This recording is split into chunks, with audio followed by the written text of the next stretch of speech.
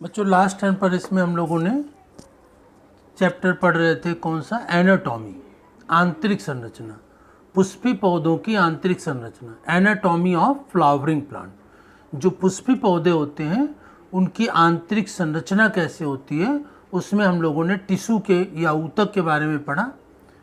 Meristematic tissue या विभाज्योतकीय ऊतक, और दूसरा था स्थायी ऊतक या परमानेंट टिश्यू। वो टिश्यू के बारे में पढ़ चुके थे, ऊतक के बारे में। अब इसके बारे में आगे पढ़ते हैं, ऊतक तंत्र या टिश्यू सिस्टम। ऊतक तंत्र या टिश्यू सिस्टम क्या होता है? ऊतकों के, जैसे कोशिकाओं के मिलने से ऊतक या टिश्यू बनते हैं, फिर ऊतकों के मिलने से, टिश्यू के मिलने से टिश्यू सिस्टम या ऊतक तंत्र बनता है। ऊतक तंत्र के मिलने से अंगों का निर्माण होता है, आर्गन्स बनते हैं, और आर्गन्स मिलने से ऑर्गन सिस्टम या अंग तंत्र बनता है, और अंग तंत्रों के मिलने से पूरे शरीर का निर्माण होता है। तो आज इसी में पढ़ते हैं टिश्यू सिस्टम या ऊतक तंत्र क्या होता है। तो पौधों में ऊतक तंत्र को 3 भागों में बांटा गया है। Epidermal tissue system, epidermal tissue system या उपचर्मीय ऊतक तंत्र। दूसरा है द ग्राउंड टिश्यू सिस्टम या भरण ऊतक तंत्र। तीसरा है वैस्कुलर टिश्यू सिस्टम या संवहन ऊतक तंत्र। Epidermal tissue system, ground tissue system, और तीसरा है वैस्कुलर टिश्यू सिस्टम। 3 सिस्टम है टिश्यू सिस्टम पौधों में। उपचर्मीय ऊतक तंत्र जो एपिडर्मल है उसको हिंदी में कह सकते हैं उपचर्मीय ऊतक तंत्र। दूसरा ग्राउंड को भरण ऊतक तंत्र। नंबर 3 वैस्कुलर या संवहन ऊतक तंत्र। तो 3 तंत्र होते हैं। जो उपचर्मी या एपिडर्मल टिश्यू सिस्टम होता है, मतलब उपचर्मी या एपिडर्मल का मतलब जो बाहरी त्वचा होती है उसे कहते हैं एपिडर्मल टिश्यू सिस्टम। जो अंदर बीच में ऊतक होते हैं उनको कहते हैं ग्राउंड टिश्यू सिस्टम। टिश्यू जो होते हैं ऊतक होते हैं, और सबसे अंदर जो होते हैं वहाँ होते हैं वैस्कुलर बंडल, जो भोजन और पानी का संवहन करते हैं, वो होते हैं वैस्कुलर टिश्यू सिस्टम। तो 3 टिश्यू सिस्टम। तो जो एपिडर्मल टिश्यू सिस्टम होता है, उपचर्मी ऊतक तंत्र होता है, उसमें क्या होते हैं, बाहरी त्वचा जो होती है उसमें क्यूटिकल होता है, जिसके कारण वो सख्त और कठोर होती है। जल की हानि उसमें कम होती है क्यूटिकल के कारण। और स्टोमेटा होते हैं ऊपरी त्वचा पर, सबसे ऊपर क्या होते हैं, स्टोमेटा या ऊतक होते हैं। स्टोमेटा या ऊतक क्या है?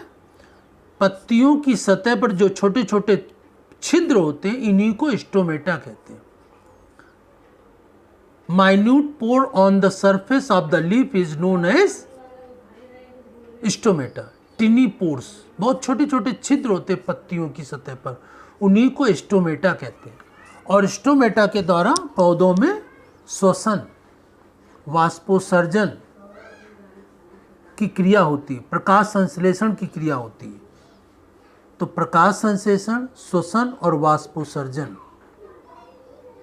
रेस्पायरेशन, ट्रांसपायरेशन एंड फोटोसिंथेसिस, ये 3 क्रियाएं स्टोमेटा के द्वारा ही होती हैं, जो कि महत्वपूर्ण क्रियाएं हैं पौधे के लिए, जीवन के लिए आवश्यक है। तो स्टोमेटा होता क्या? पौधे की सतह पर छोटे छोटे छिद्र होते हैं, उन्हें ही स्टोमेटा कहते हैं। ये मैंने स्टोमेटा बनाया जो पत्ती की सतह पर होता है। स्टोमेटा, ये बीच का छेद को स्टोमेटा कहते हैं। और इसमें दोनों तरफ ये गॉड सेल्स हैं, ये रक्षक कोशिकाएं। एक रक्षक कोशिका ये, एक रक्षक ये कोशिका है। जब ये रक्षक कोशिकाएं फूली होती, फूल जाती हैं पानी के संवहन के कारण, पानी इसमें भर जाता है तो स्टोमेटा खुल जाता है, ये छेद खुल जाता है। और जब इसका अंदर का पानी बाहर निकल जाता है तो ये रक्षक कोशिकाएं, गार्ड सेल्स सिकुड़ जाती हैं तो स्टोमेटा बंद हो जाता है। तो रक्षक कोशिकाएं, ये गार्ड सेल्स, एक स्टोमेटा 2 रक्षक कोशिकाएं या गार्ड सेल्स के द्वारा घिरा रहता है। और इसमें रक्षक कोशिकाओं में एक एक केंद्रक होते हैं, और ये क्या है, हरित लवक या क्लोरोप्लास्ट, इसमें क्लोरोप्लास्ट खूब होता है और एक एक केंद्रक होता है, और इसी छिद्र के द्वारा गैसों का आदान प्रदान होता है, मतलब श्वसन रेस्पायरेशन होता है। यहीं से प्रकाश संश्लेषण की क्रिया होती है जिसमें भोजन बनता है, और वाष्पोत्सर्जन ट्रांसपायरेशन वो भी इसी के द्वारा होता है जो पौधों के लिए जीवन के लिए आवश्यक है। तो ये स्टोमेटा या और इसके ये गार्ड सेल्स के चारों तरफ जो कोशिकाएं होती हैं, इन सभी कोशिकाओं को सहायक कोशिकाएं कहते हैं। तो जो स्टोमेटा होते हैं उनमें क्या होते हैं, गार्ड सेल्स या रक्षक कोशिकाएं होती हैं। एक स्टोमेटा में रंध्र में कितनी रक्षक कोशिकाएं होती हैं, 2, एक ये और एक ये हैं। गार्ड सेल्स में क्या होते हैं, केंद्रक होते हैं, और क्या होते हैं, इसमें हरित लवक बहुत अधिक मात्रा में होता है, और साइड में जो कोशिकाएं बाहर लगी होती हैं ये सब क्या है, सब्सिडियरी सेल्स हैं या सहायक कोशिकाएं। तो ये 2 गार्ड सेल्स होती हैं, स्टोमेटा, ये गार्ड सेल्स, ठीक है ना, जो हमने दोहरी लाइन से बनाया गार्ड सेल, एक एक केंद्रक और इसमें क्लोरोप्लास्ट होता है, और ये सहायक कोशिकाएं या सब्सिडियरी सेल्स होती हैं। इसके बाद जो गार्ड सेल्स होती हैं, अब ये जो एपिडर्मल सिस्टम बाहरी त्वचा में जड़ों के ऊपर जो रोम के समान रचनाएं होती हैं, उन रोम के समान रचनाओं को क्या कहते हैं, रूट हेयर या मूल रोम कहते हैं। रोम के समान छोटी छोटी रचनाएं होती हैं, इनके द्वारा क्या होता है, पौधे जल तथा खनिज लवण का अवशोषण करते हैं। और जो तने पर स्टेम पर रोम के समान रचनाएं होती हैं उनको ट्राइकोम्स कहते हैं। तनों के ऊपर जो रोम के समान संरचना है उनको ट्राइकोम कहते हैं, जड़ों के ऊपर जो होते हैं उनको रूट हेयर्स कहते हैं।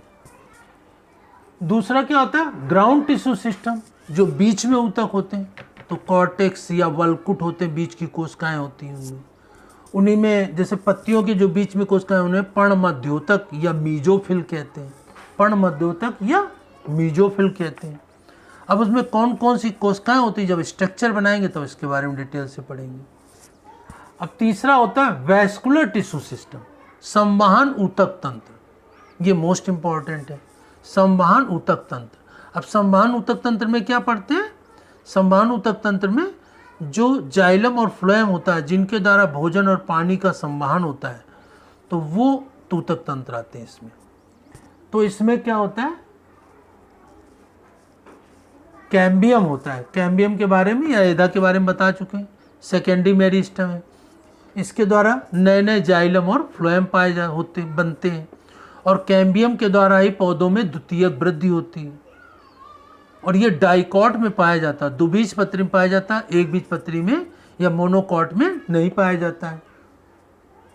और जिनमें कैम्बियम होता है डाइकॉट में, उसमें क्या होता है, ओपन वैस्कुलर बंडल होते हैं, और जिसमें कैम्बियम नहीं होता है वो क्लोज्ड वैस्कुलर बंडल होते हैं। कैम्बियम है तो ओपन वैस्कुलर बंडल, कैम्बियम नहीं है तो क्लोज्ड वैस्कुलर बंडल। क्लोज्ड किस में होते हैं, मोनोकॉट में होते हैं, मोनोकॉट में क्लोज्ड या बंद संवहन बंडल होते हैं, और डाइकॉट में ओपन या खुले संवहन बंडल होते हैं, ठीक है ना। और रेडियल या अरी जो होते हैं वो जड़ों में होते हैं, जड़ों में रेडियल या अरी वैस्कुलर बंडल होते हैं। और कंजॉइंट का मतलब क्या होता है, जिसमें जाइलम फ्लोएम आपस में जुड़े होते हैं, उनको कंजॉइंट या संयुक्त वैस्कुलर बंडल कहते हैं, संवहन बंडल कहते हैं। अब देखिए यहाँ पर ये रेडियल वैस्कुलर बंडल, जिसमें कि जाइलम और फ्लोएम एकांतर क्रम से होते हैं, जैसे जाइलम ये phloem, xylem phloem, xylem phloem, xylem phloem, एकांतर क्रम से, अल्टरनेट है जाइलम फ्लोएम। तो ये अल्टरनेट जाइलम फ्लोएम किस में होते हैं, डाइकॉट और मोनोकॉट दोनों पौधों में जड़ों में होते हैं, डाइकॉट मोनोकॉट दोनों तरह के पौधों में जड़ों में होते हैं अल्टरनेट जाइलम और फ्लोएम। जाइलम फ्लोएम अलग अलग है, आपस में जुड़े नहीं है। तो इस प्रकार के वैस्कुलर बंडल अरी या रेडियल जड़ों में होते हैं, एक बीजपत्री की भी और द्विबीजपत्री की। अब ये दोनों वैस्कुलर बंडल देखें, इन दोनों में क्या है, ये फ्लोएम है, ये जाइलम, ये फ्लोएम, ये जाइलम, जाइलम फ्लोएम आपस में जुड़े हुए हैं। तो जाइलम फ्लोएम जब आपस में जुड़े होते हैं तो इसको कहते हैं कंजॉइंट, है ना, कंजॉइंट या संयुक्त वैस्कुलर बंडल, जिसमें जाइलम फ्लोएम आपस में जुड़े होते हैं उसको कंजॉइंट या संयुक्त वैस्कुलर बंडल या संवहन बंडल कहते हैं। अब ये दो प्रकार के होते हैं, जैसे कि ये फ्लोएम है और ये जाइलम है और बीच में कैम्बियम नहीं है ना, तो ये कैसा है, कंजॉइंट जाइलम फ्लोएम जुड़े हुए हैं। लेकिन ये कैसा है, क्लोज टाइप, इसको कहते हैं क्लोज्ड वैस्कुलर बंडल, जो कि मोनोकॉट के स्टेम में होता है, एक बीजपत्री पौधों के तनों में होता है। मोनोकॉट स्टेम या एक बीजपत्री तने में। और जो ये है इसमें देखिए फ्लोएम जाइलम और बीच में क्या है, कैम्बियम, इसमें कैम्बियम है। तो ये क्या है, इसको कहते हैं ओपन वैस्कुलर बंडल या खुला संवहन बंडल, जिसमें कैम्बियम होता है। और ये किस में होता है, द्विबीजपत्री तने में। किस में होता है, द्विबीजपत्री तने या डाइकॉट में होता है। तो डाइकॉट में कैम्बियम होता है और उसमें ओपन वैस्कुलर बंडल या खुले संवहन बंडल होते हैं। और मोनोकॉट में कैम्बियम नहीं होता है, तो उसमें क्या होते हैं, बंद संवहन बंडल या क्लोज्ड वैस्कुलर बंडल होते हैं। तो इस प्रकार से ये जो ओपन और क्लोज्ड हैं टाइप वैस्कुलर बंडल हैं, ये किसके प्रकार हैं, कंजॉइंट के, संयुक्त वैस्कुलर बंडल। ये दो प्रकार के, ओपन एंड क्लोज्ड, ठीक है ना। तो कैम्बियम नहीं है या एधा नहीं है तो मोनोकॉट में है और ये क्लोज्ड है।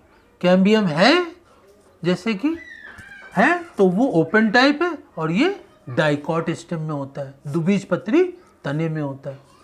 द्विबीजपत्री तने में जो संवहन बंडल होते हैं इस टाइप के, वो एक रिंग में अरेंज होते हैं, एक वलय या रिंग में होते हैं।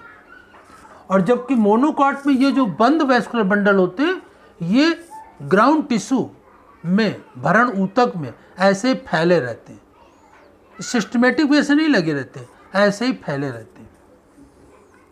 तो स्कैटर्ड होते हैं। मोनोकॉट स्टेम में वैस्कुलर बंडल कैसे होते हैं, क्लोज टाइप के होते हैं और स्कैटर्ड होते हैं। स्कैटर्ड मतलब फैले हुए होते हैं ऐसे। और जबकि डाइकॉट में ओपन वैस्कुलर बंडल होते हैं, खुले संवहन बंडल होते हैं जिनमें कैम्बियम होता है और ये एक रिंग में या वलय में अरेंज होते हैं। और जब लेबोरेटरी में, प्रयोगशाला में डाइकॉट और मोनोकॉट स्टेम को पहचानने के लिए कहा जाता है, कैसे पहचानेंगे, तो इन्हीं वैस्कुलर बंडल से ही पहचानते हैं। कैम्बियम तो पहचान में आए ना आए, लेकिन इसमें सबसे बड़ी पहचान क्या है कि वैस्कुलर बंडल एक वलय में, एक गोलाई में व्यवस्थित है, तो मतलब डाइकॉट है, डाइकॉट स्टेम है। और वैस्कुलर बंडल फैले हुए हैं पूरे भरण ऊतक में, ग्राउंड टिश्यू में, तो वो मोनोकॉट स्टेम है। तो ये मोनोकॉट स्टेम और डाइकॉट स्टेम में वैस्कुलर बंडल के द्वारा ही हम उसका सेक्शन स्लाइड में देखने को दिया जाए, माइक्रोस्कोप में पहचानने को कहा जाए, तो स्लाइड देख करके पहचान के बता सकते हैं कि ये डाइकॉट स्टेम है या मोनोकॉट स्टेम। तो इस प्रकार से ये वैस्कुलर बंडल। तो टिश्यू सिस्टम तीन प्रकार का, epidermal tissue system, ground tissue system और तीसरा है वैस्कुलर टिश्यू सिस्टम, ठीक है ना। एपिडर्मल टिश्यू सिस्टम में हमने पढ़ लिया स्टोमेटा के बारे में या रंध्र के बारे में, है ना। और ग्राउंड टिश्यू सिस्टम में ये बीच के जो ऊतक होते हैं वो आते हैं। और वैस्कुलर टिश्यू सिस्टम में संवहन बंडल आते हैं, जिसमें जाइलम फ्लोएम होता है, जिनके द्वारा भोजन और जल का संवहन होता है। जाइलम के द्वारा जल का संवहन होता है और फ्लोएम के द्वारा फूड का संवहन या ट्रांसपोर्टेशन होता है। सामान्यतः पौधों में फ्लोएम तने में, स्टेम में बाहर की तरफ होता है। कोई भी प्लांट का मोनोकॉट हो या डाइकॉट हो, एक बीजपत्री हो या द्विबीजपत्री हो, फ्लोएम हमेशा बाहर की तरफ होता है और जाइलम अंदर की तरफ होता है। जैसे सेक्शन कटिंग करें किसी स्टेम, किसी पौधे के तने की, तो उसमें माइक्रोस्कोप से देखें तो फ्लोएम बाहर की तरफ और जाइलम अंदर की तरफ होता है। और फ्लोएम जो होता है बाहर की तरफ खिसकता जाता है, तभी जो बाहर का जो लेयर होती है तने की, स्टेम की, वो कटी फटी हो जाती है। वो फ्लोएम की लेयर होती है जो टूट फूट जाती है, उसमें दरारें पड़ जाती है और जाइलम अंदर की तरफ होता है। और वास्तव में जो लकड़ी होती है जिसका हम फर्नीचर इस्तेमाल करते हैं वो लकड़ी क्या होती है? मोस्टली सामान्यतः जाइलम ही होती है। फ्लोएम को तो हटा दिया जाता है और फ्लोएम के द्वारा फूड का संवहन और जाइलम के द्वारा जल और खनिज लवण का संवहन होता है। तो इस प्रकार से आज हम लोगों ने पढ़ लिया टिश्यू सिस्टम क्या होता है, कितने प्रकार का होता है और उसके अंतर्गत वैस्कुलर बंडल के टाइप और रंध्रों की संरचना और रंध्रों के 3 कार्य होते हैं। स्टोमेटा के 3 कार्य, ट्रांसपायरेशन या वाष्पोत्सर्जन, नंबर 2 श्वसन या रेस्पायरेशन और तीसरा फोटोसिंथेसिस या प्रकाश संश्लेषण। ये 3 मुख्य कार्य होते हैं स्टोमेटा के। अब नेक्स्ट टर्न पर इसमें हम लोग रूट की संरचना, जड़ की आंतरिक संरचना को डिस्कस करेंगे। धन्यवाद।